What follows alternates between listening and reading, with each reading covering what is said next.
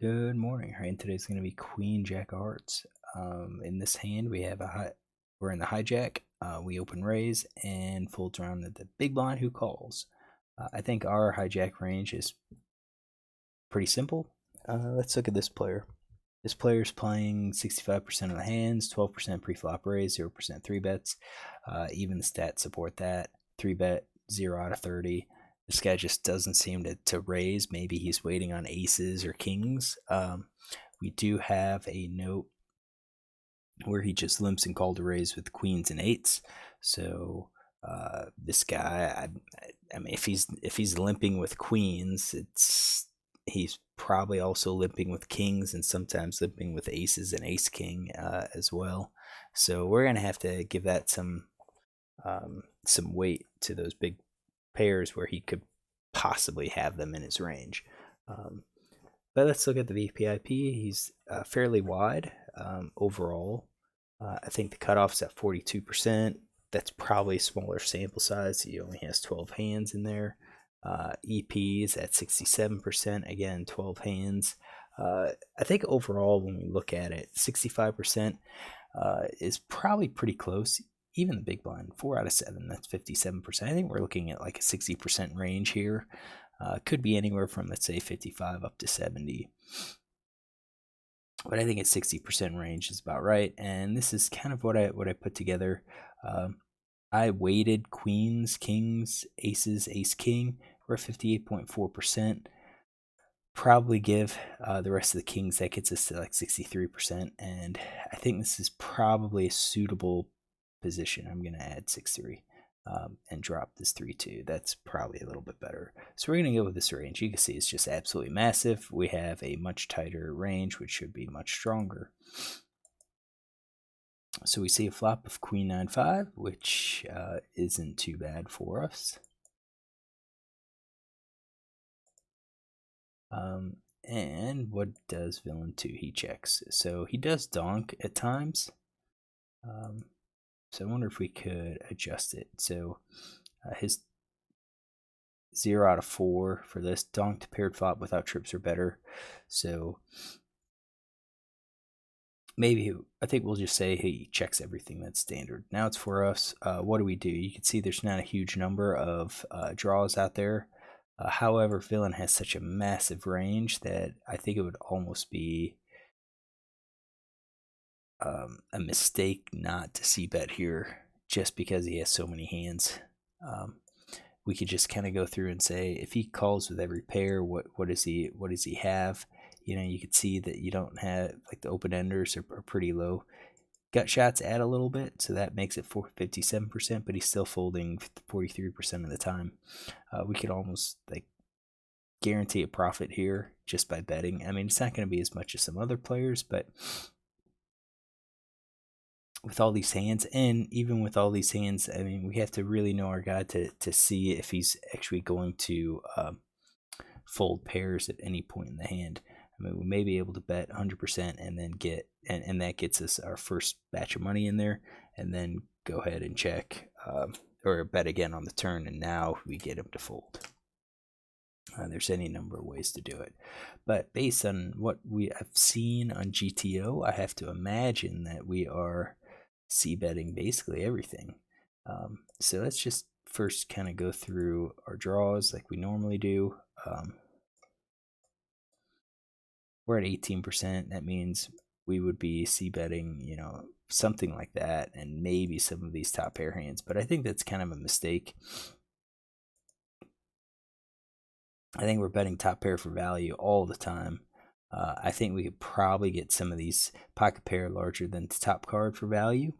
And then, you know, the middle pair, maybe also that's a little bit of value, maybe some bluffs. And then I think the rest are just all going to be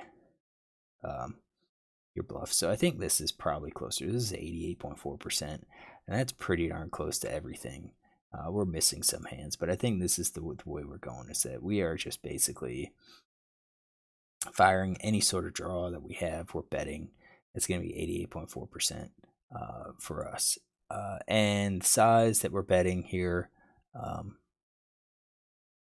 probably going somewhat on the smaller side, maybe.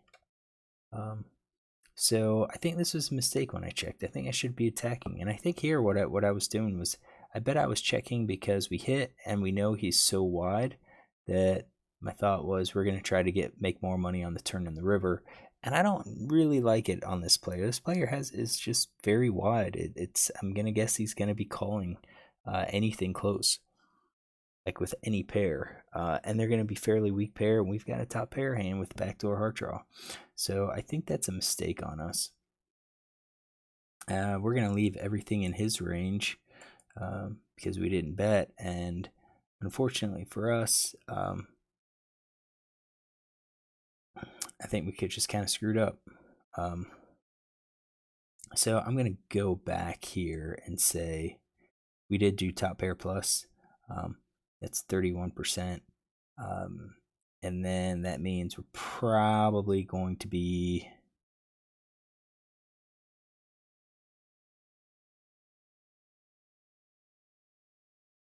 it's still 66% overall. I mean, that would be a decent breakdown too. Basically, we don't have a whole lot of middle pair, bottom pair. That's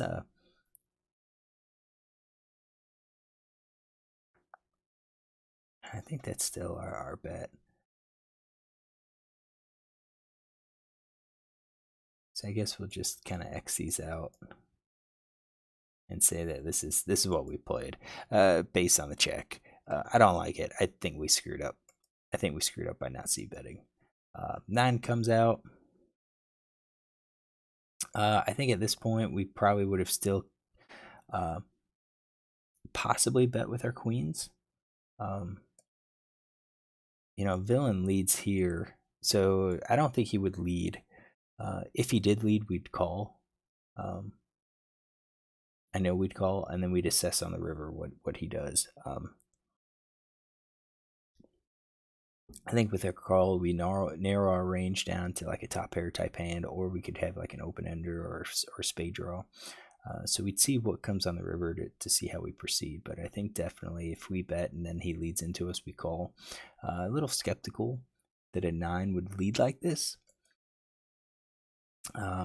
Because I think after we see bet, most likely scenario is that guy's gonna I'm gonna barrel again. So, why bet? Why not let me barrel and then go for a check raise? Now this guy bets here. He's got 9s and 5s, or a pair of 9s on the board. What would he lead? I honestly don't think he's really going for the flush draw, and we could check his stats here to see how aggressive he actually is. I mean, pre-flop, he's not aggressive at all, but on the flop, it looks like he's betting 41%. C-bet's 43%. Floating's 33%, 13% 2-bets, check raises 25%. C-bet in position, out of position, call C-bet 100%. You're betting at 53%.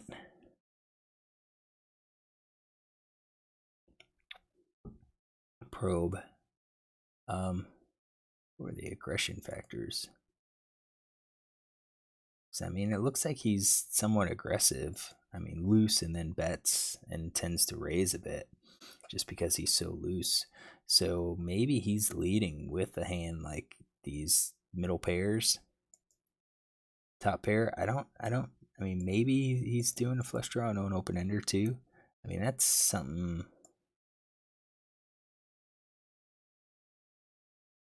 What do you also do the bottom pair? I don't know. I think I'd give him at least that.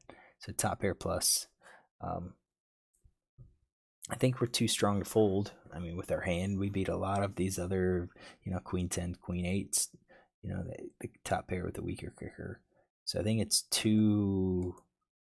we're too strong to fold. Oops. Let's click that. We needed to pass through this. So based on our check, had we checked, I think now we go for at least a call with our 3 of a kind. And I think we probably would have called pocket pair less than the top card. I'm not sure if I would call pocket pair less than the second card, but you can see that we don't really have any draws at all. This is the 6s, 7s, and 8s. I'm not going to be surprised if I'm behind, and that's why I kind of think maybe let's just scale those. Scale those down to say 50% time we call, 50% of time we don't. I think that's a little bit more realistic on how we would probably approach it. I would consider raising here with three of a kind, and I think that could be a strong play. The problem, though, is if we raise, we're going to have to probably add in some of these weak pairs just to balance it. So he bets, I call. He bet pot, and I called. And now we've got 6 spades comes out. Once he bet pot, and now he went to 2/3. I think at this point he's demonstrating that he has at least a top pair hand. We're gonna put that up there. Actually, we're gonna color code all of them.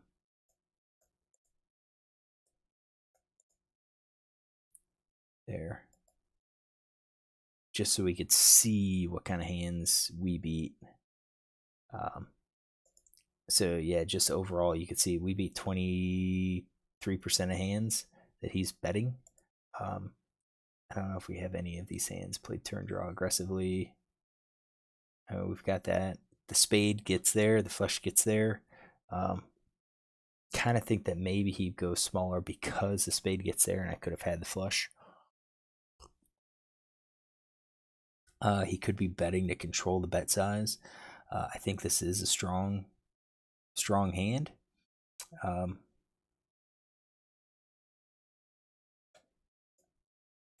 And then the question is, what do we play? So we're definitely raising with, well, probably call with three of a kind, and then full house we're raising. But then pocket pair less than the top card, I just don't. I think at this point we just fold. I think we call three of a kind, we raise with full house, and then maybe for balance we toss in pocket sevens or something like that, and maybe not even all of them. Maybe we do it when we don't have the spade, just because it might make him more likely, maybe. But I screwed this hand up anyways. So he bets. I called. I think as played. I think the call's okay. We've got a top pair hand, and we do beat some of the plays. But let's go back here. I need 28% equity to call. I don't think I have that, so this could be a spot where we just go ahead and fold. So I think there's quite a few mistakes. I called. Villain shows 5-8 for the backdoor flush draw. And let's take a note of this. So he call hijacks 3 big blind RF5 in big blind with 8-5 spades. He is out of position. Check. Bet 100%.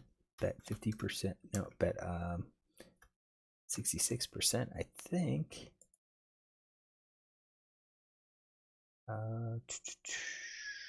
Yeah, that's about 66%. 66% with a queen of spades, 9 of clubs, 5 of spades, 5 of hearts, 9 of spades, 6 of spades. All right. So yeah, I think I messed up this hand. I think we could have folded here. We probably should have folded. We didn't have the equity. He doesn't have enough weak hands in his range, I don't think. But we really botched by not c-betting. We c-bet, yeah, he gets called. Turn comes, we're probably betting again.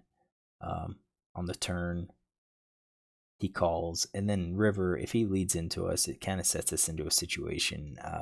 We probably would have to fold. I think at that point, most of those leads on the river are leading because they don't want it to go check.